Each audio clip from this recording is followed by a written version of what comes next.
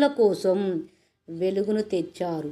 ఈరోజు మన బాధ్యత ఏమిటి అంటే చదువును కేవలం ఉద్యోగానికి కాకుండా కేవలం మనం ఏం చేస్తున్నాం, ఉద్యోగానికే మరి దాన్ని వినియోగించుకోవడం జరుగుతుంది. చదువును మరి అణగారిన వర్గాల కోసం, నిషేధితులుగా మార్చిన మనుషుల కోసం వెలుగును తెచ్చారు సావిత్రిబాయి పూలే గారు. ఈరోజు మన బాధ్యత ఏమిటి అంటే చదువును కేవలం ఉద్యోగానికి కాకుండా ఆలోచనకు, సమానత్వానికి ఉపయోగించడం.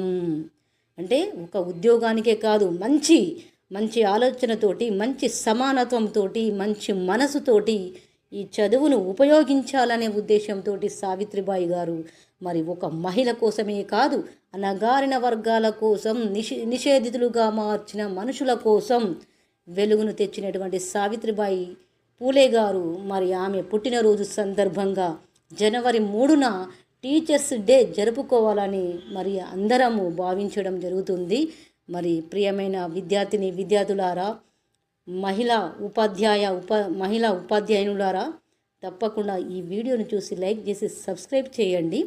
చివరి మాట ఏంటిదంటే సావిత్రిబాయి పూలే మన చరిత్ర కాదు. సావిత్రిబాయి పూలే మన చరిత్ర కాదు. ఏమిటది? మన భవిష్యత్తు. కావున మరి జయంతి సందర్భంగా ఆమెకు ఘన నివాళులు తెలియజేసుకుంటూ, ఆమె ఒక మహిళ కాదు, ఒక ఉద్యమం. ఆమె ఒక మహిళ కాదు, ఒక ఉద్యమకారురాలు.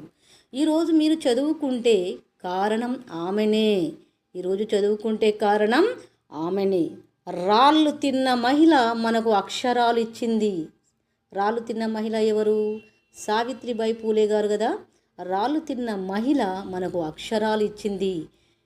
కాబట్టి జయంతి సందర్భంగా ఆమెకు ఘనంగా నివాళులు అర్పిద్దాం. ఆమె ఒక మహిళ కాదు, ఒక ఉద్యమం. ఈరోజు మీరు చదువుకుంటే కారణం ఆమెనే. కాబట్టి ప్రియమైన విద్యార్థులారా, తప్పకుండా మరి ఈ వీడియోని చూసి లైక్ చేసి సబ్స్క్రైబ్ చేయండి. వీలైతే నలుగురికి షేర్ చేయండి. మీ అభిప్రాయాన్ని కామెంటులో పెట్టండి.